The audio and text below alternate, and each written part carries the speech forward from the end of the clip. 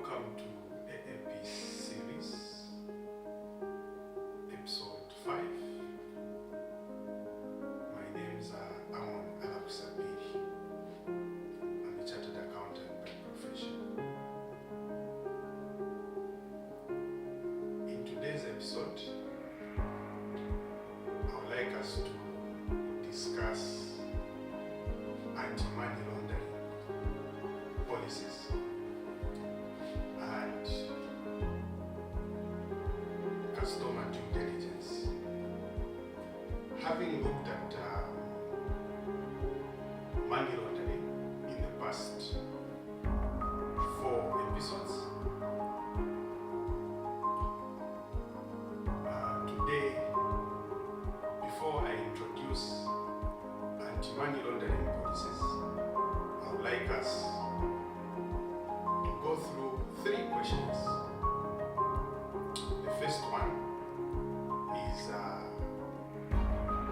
what is financial crime? The second will be types of financial crimes. And finally, we'll look at why do criminals commit financial crimes. The answers to these 3 questions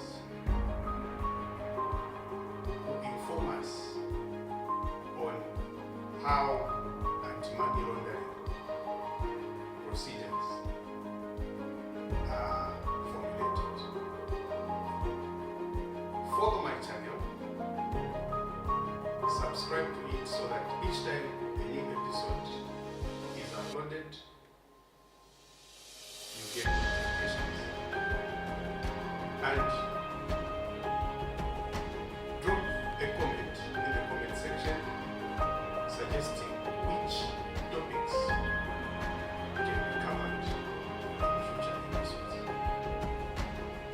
So to quickly dive into today's discussion, let's look at the first question. What is financial crime? Financial crime is a broad category of illegal activities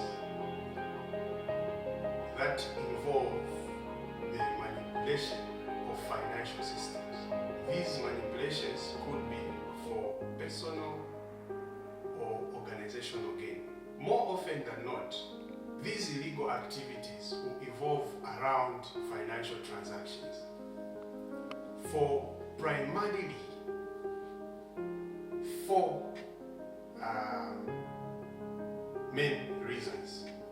There are so many of them, but in this particular episode, we'll discuss only 4. The first being to generate illegal profits. A good example would be engaging an accountant when, as a business, you are soliciting for funds. You want to approach a bank to get funding, then you engage an accountant to help you prepare financial statements. Then this accountant involves himself or herself into creative accounting to prepare these accounts to appear appealing to the investment banker or the bank who is going to fund your organization. Another purpose why people would be involved in financial crimes would be to evade tax.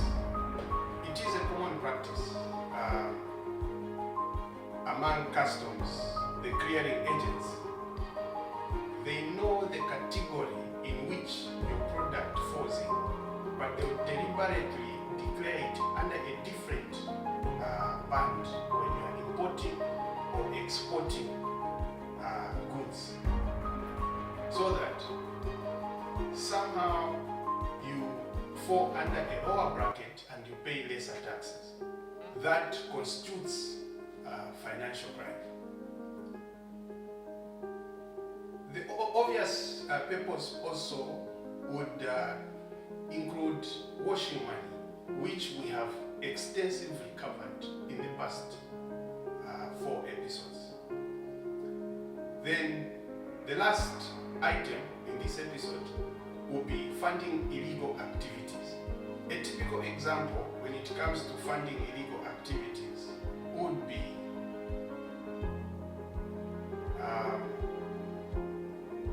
in the political arena, where a certain regime is undermined by those in opposition to create a crisis in an economy, or to create a political crisis for their own gain, where they are funding individuals to create tension in the country, and those who are in opposition wants to point at the sitting government that they are failing to contain or to provide security in a country. So, put simply, it's a broad financial crime. It's a broad category of illegal activities, primarily done to manipulate financial systems for organizational or personal gain. Coming to the second question, types of financial crimes. There are various types of financial crimes which financial criminals involve themselves in. The first being money laundering. It has been one of the most complex crimes to deal with. And this basically involves washing of money for it to appear clean. And it has to go through 3 stages: placement stage, layering stage, until the integration stage, where the money appear washed and you can't even detect that this money was obtained illegally. So the second type of a financial crime is fraud. Fraud is a deliberate deception to secure financial gain. So this is a deliberate deception where someone there is false representation of facts for personal gain. Could be omission of information or facts, so that someone can have a financial gain, or basically an abuse of trust. So fraud is quite broad. Under fraud you have schemes like Ponzi schemes, pyramid schemes, you have identity fraud, and these various online scams, including phishing, where someone sends you an email, they send you a text message asking for certain information, then you get lured into it, you share that information, then they fraudulently get finances from you, get resources from your account. But under fraud, looking at Ponzi schemes, there is a thin line between Ponzi schemes and pyramid schemes. We had recently where PMG members were scammed millions of kwacha.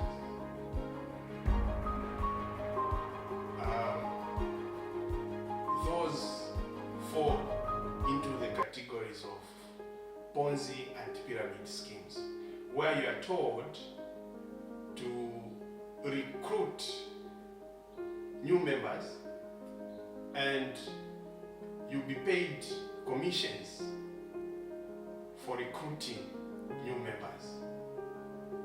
That is a pyramid scheme. in a Ponzi scheme, it's where you are taught to recruit new members to pay the original operators of the scheme. There are several ways in which fraud is perpetrated, but I wish and I want to point out one systematic fraud which is very common among professionals. Imagine I get a loan from the bank under employment, so this is a salary-backed loan from one of the reputable banks. I commit to this bank that each time I get paid, my salary will go to the bank and they'll be able to deduct my loan repayment installments. But being someone who is an accountant or someone who is human resource, because in most of these institutions, the ones who manage payroll are either HR personnel or accountants. Because of this privileged position I have, I deliberately abuse the trust I have with my organization to pay a wrong account so that that payment, that salary, does not go into my account, so that the bank does not deduct the loan repayment. These are some of the things which are happening in real life, which constitute a form of financial crime called fraud. Then the other type of fraud, the other type of financial crime is corruption. Again, this is a form of financial crime where there is abuse of entrusted power for personal gain, or you deliberately influence the decision making for personal gain. So corruption here would encompass things like bribery, embezzlement of public funds, nepotism.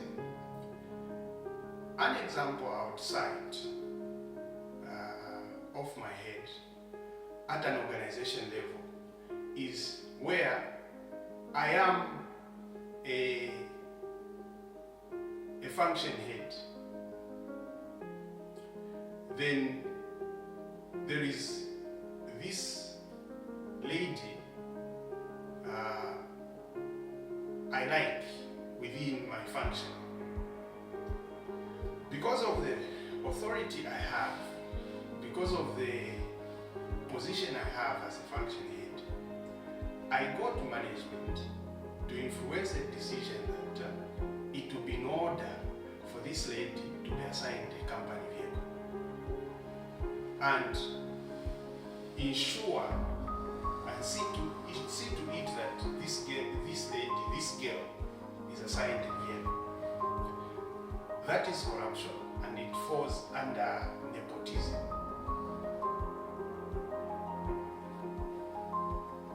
Another form of financial crime is insider trading. So, insider trading is basically refers to illegal practices by those in certain position with certain information to influence trading of stock, trading of bonds, and other securities in the market. This information is non-public information. So someone takes advantage of that information and you sell it to others to bid, to get a financial gain, and later on you are paid. This is common among board members and brokers who are in these high reputable institutions which aid people invest in the stock market. The last type of financial crime we discussed today is terrorism financing. Before we define or I explain what terrorism financing is, at the mention of terrorism, we always associate this word to killings, Middle East. But terrorism, simply put, terrorism is unlawful use of violence and intimidation, specifically on civilians. So imagine a police officer is unlawfully intimidating a citizen. That's terrorism. Provided there is someone funding it for personal gain. So terrorism is basically the illegal activity where someone is funding these unlawful use of violence, intimidation, so that at the end of the day, there is a financial gain again. So the example I've just given you, even our law enforcers, if they are being funded to intimidate citizens, if they are being funded for political mileage, that forms terrorism funding. So it forms part of a financial crime. Finally, in the build-up to understanding what anti-money laundering policies are, having answered what financial crimes are, types of financial crimes which are there, let's answer the last question for today, for this episode. Why do criminals commit financial crimes? There are various reasons why criminals commit financial crimes, but the common ones are 5. The first one, financial gain. So, financial criminals will be involved in terrorism financing, okay? They will be involved in money laundering, they will be involved in corruption, they will be involved in all those illegal activities for one primary purpose: personal motives or external circumstances for monetary, to gain monetary profits. So the first reason, the first motive, the first reason for committing financial crime is to have a financial gain. The second reason is greedy.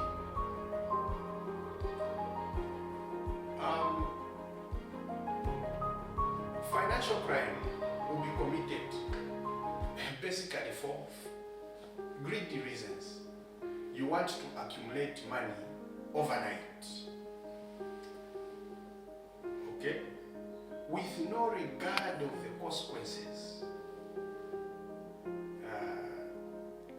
that has on society as a whole. So, a good example I can cite is nepotism. More often than not, nepotism is being incited in countries by politicians. Because of greedy motives, you find that a politician will be making tribal appointments for personal gain, there is always this misconception that if I appoint my family members, I will govern better because these are people who trust me. It's wrong. Without having consideration of the consequences of having an organization where we are only family. The third motive, it's economic desperation.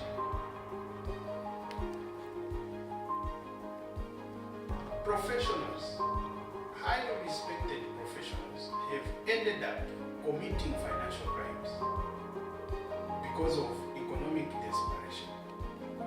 Among economic desperation reasons could include overwhelming debt. Sometimes you ask someone how they accumulated debt, the debt they were accumulating, what they used the money for, they can't explain it. But because this individual has got this overwhelming debt, the only way out, they feel like, is to engage in financial crimes. So this person now starts money laundering. They will go out to print fake notes, engage themselves in blending of monies, so that somewhere they are able to clean the money and be able to sort out debt. This person might be having overwhelming debt. They deliberately get into fraudulent activities. There is false representation in an institution where they end up paying themselves monies to sort out debt. Another reason why there could be economic desperation creating these financial crimes is basically poverty. So because of poverty, someone will be so desperate to immediately accumulate resources so that they come out of abject poverty. Another reason could be unemployment. So you have this economic desperation because of unemployment. Someone is forced to engage in Ponzi schemes. They just heard from a colleague that there's PMG. We are told when you bring in 3,000 and you bring in 5 others, you'll be able to grow your monies in 2 weeks. Then you're going to get paid 4p. Monies will be multiplied. Honestly speaking, how do you grow 1,500 in 2 weeks miraculously without production? You end up having figures like 6p, 6,000, kwacha, 6,000, 7,000, 10,000. It's not practical. But what is causing all this is the high levels of unemployment, high levels of poverty.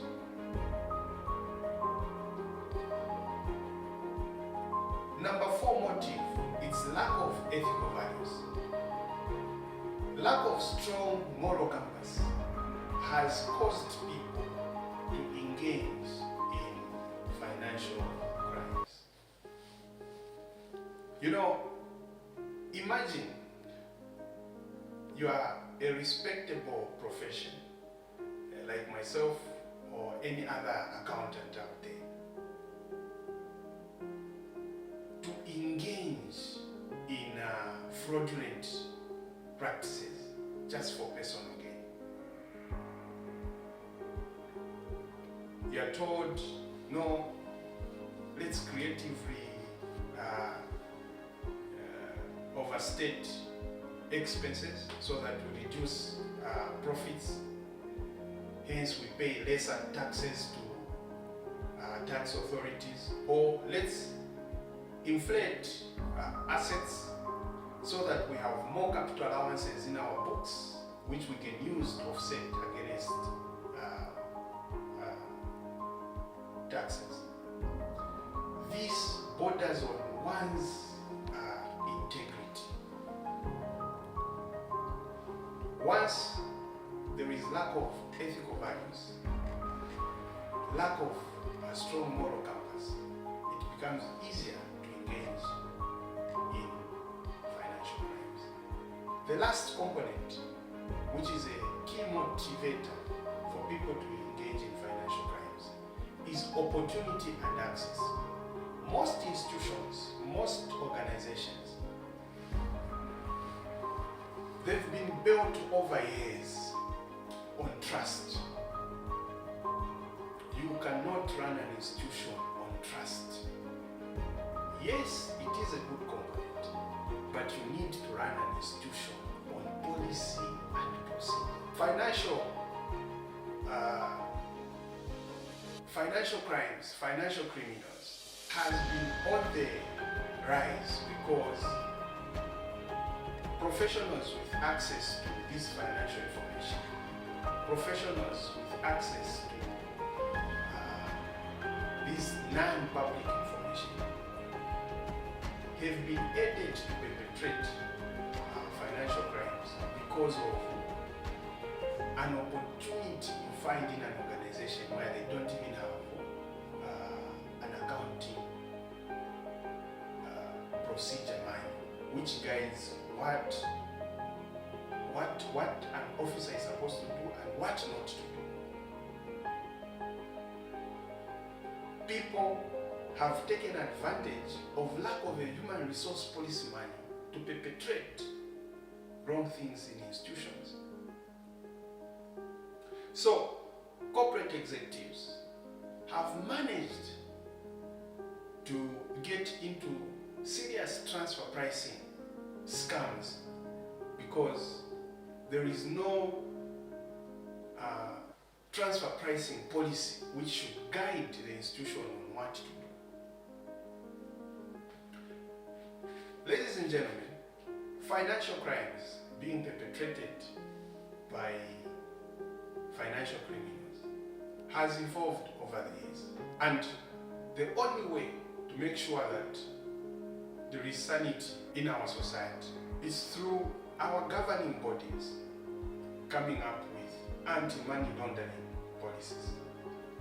Join me in episode 6 as we look at some of the anti-money laundering policies our government and various governments have to curb financial crimes.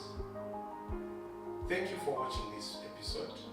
Subscribe to the channel and leave a comment on what topics should be covered in future.